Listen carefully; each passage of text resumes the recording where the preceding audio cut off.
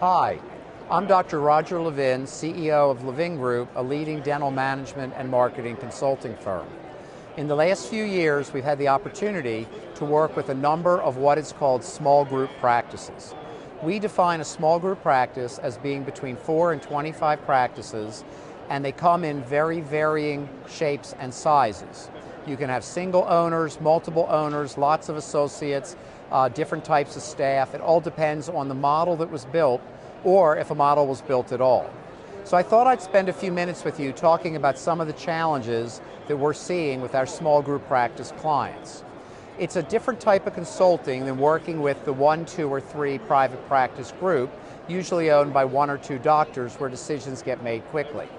The first challenge is that the doctors in the small group practice don't always communicate, have common understanding or goals, and have slow decision making.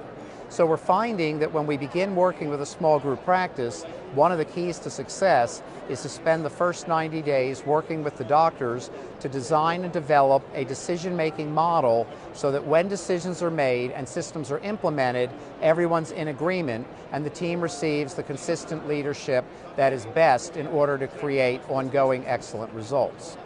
The second common factor of challenge is how each office is managed.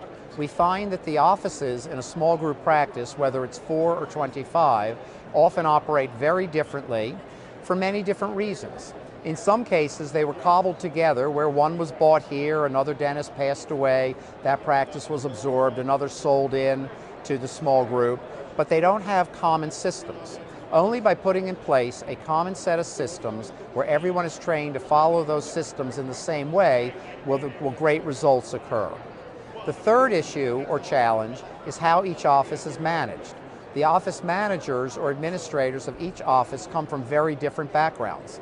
In one case, it might be a former dental assistant who's been there 20 years, so she's now managing a practice. It could be a hygienist.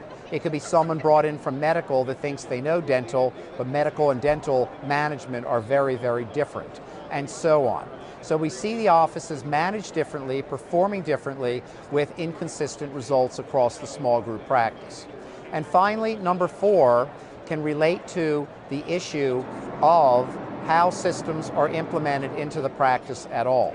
Because we find that each team member does need to be trained, and the inconsistency amongst team members is enormous. And there are many reasons for this, from lack of training, lack of systems. In some cases, the small group practices don't even have the same software in all of the offices. So these are a few of the initial challenges that we're seeing today in 2017 with small group practices. Can they be overcome? Absolutely. An 18 to 20% annual growth for the first 5 years is absolutely possible when the right systems and solutions to the challenges I've mentioned are put in place. So I thank you for spending this time with me. I wish you the best of luck, and I hope you found this interesting.